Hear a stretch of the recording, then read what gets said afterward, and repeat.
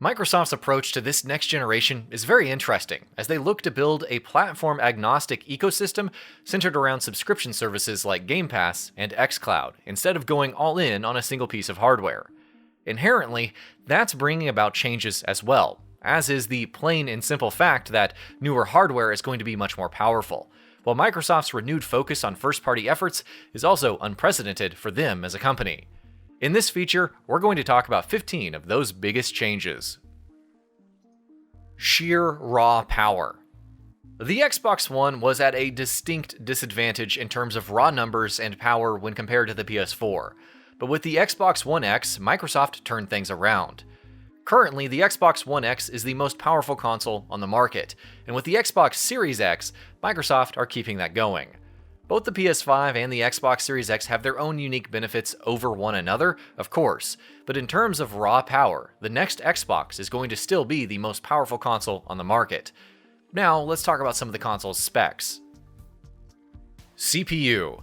Like the PS4, the Xbox One's CPU wasn't exactly the most impressive when the console launched in 2013, running on an 8-core 1.75 GHz Jaguar CPU. The Xbox One X was a step up over that, with an 8-core 2.3 GHz CPU. With the Xbox Series X, the CPU sees a much bigger jump, with a 3.8 GHz or 3.6 without SMT, 8-core Zen 2 CPU. GPU. With the GPU, the Xbox Series X represents an even more significant jump than with the CPU. The Xbox One launched with 1.23 teraflops GPU with 12 CUs. And the Xbox One X was a major step up with a 6 teraflops GPU of 40 CUs.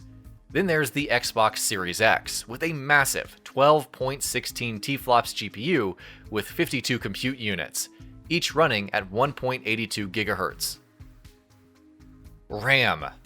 The Xbox Series X also boasts a significantly improved RAM over the Xbox One X, and especially the base Xbox One. In 2013, the console launched with an 8GB DDR3 RAM, while the Xbox One X entered the market with a 12GB GDDR5 RAM. The Xbox Series X meanwhile boasts of a 16GB GDDR6 RAM, divided into two separate pools. There's a 10GB pool with a bandwidth of 560GB per second, while the remaining 6GB has a bandwidth of 336GB per second. No more ESRAM. With the Xbox One, Microsoft decided to go with a DDR3 RAM, which has slow enough data transfer rates that it can be a bottleneck for many kinds of modern games. To compensate for that, Microsoft threw in Embedded Static RAM, or ESRAM, because ESRAM can provide far faster transfer rates than regular DDR3 RAM. But with the Xbox One X having moved to GDDR5 for its RAM, which has faster transfer rates by itself, there's no longer any need to have the complications that come with having ESRAM on top of your regular RAM. So, Xbox Series X doesn't have it, while the original Xbox One did. And that's down to Microsoft's commitment to using the best possible hardware for their console this time around. SSD. The SSD is one of the biggest advancements the next generation of consoles is bringing with it.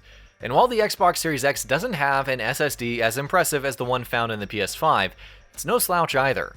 Its 1TB NVMe SSD has a raw bandwidth of 2.4 GB per second, and a compressed bandwidth of 5.5 GB per second, which should allow developers to do some exciting things with next-gen games.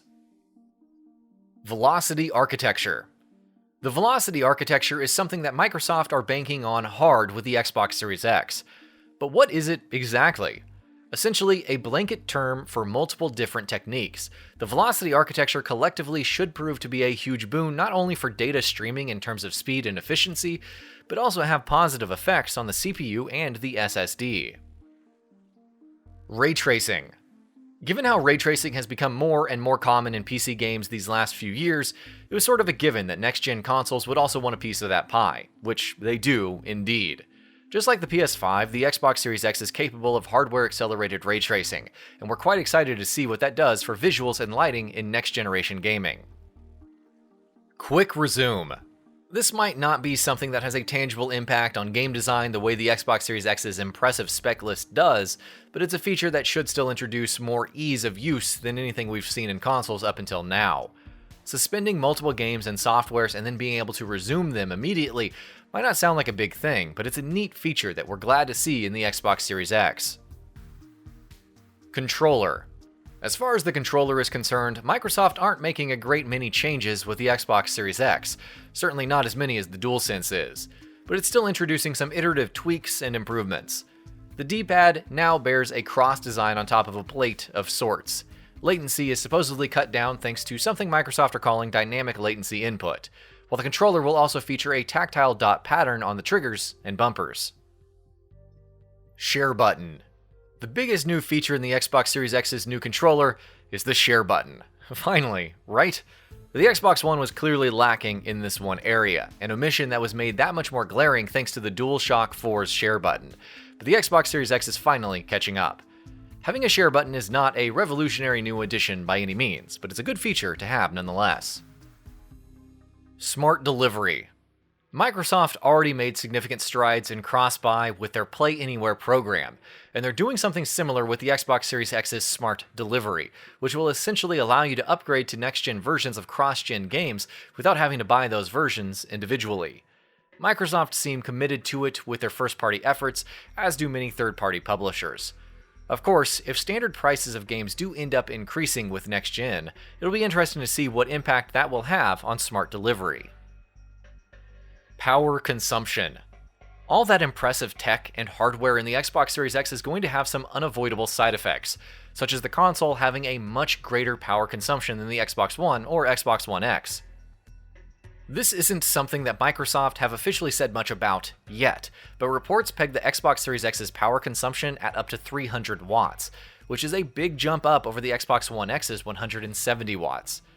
Presumably, the Xbox Series X's monolithic tower design will help with heat management a great deal. Launching with Halo. This is probably the biggest notch in the Xbox Series X's favor. Microsoft and Xbox both entered the market with Halo Combat Evolved, a game that immediately shot their popularity through the roof. And though Halo doesn't have the sort of cachet it did back then, the fact that the Xbox Series X is launching with a new Halo game is still a big deal. Unlike the Xbox One, the Series X has a massive game in its launch lineup that should presumably prove to be a big boost for the console. Though some of that might be offset by the fact that the game will also be available on Xbox One and PC. First-party support. First-party support is an area where Xbox has been lacking for a long time. But with the Xbox Series X, the future is looking much brighter.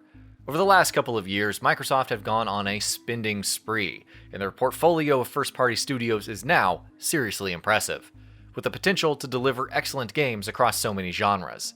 They've already started revealing many of those, and while it remains to be seen whether they will live up to the hype, for the first time in many years, things are looking up for the first-party support on Xbox. And that about does it for this video. If you enjoyed what you watched and want to see more from GamingBolt, you can always hit that subscribe button and turn on the bell icon next to it. That way you will never miss any of our videos.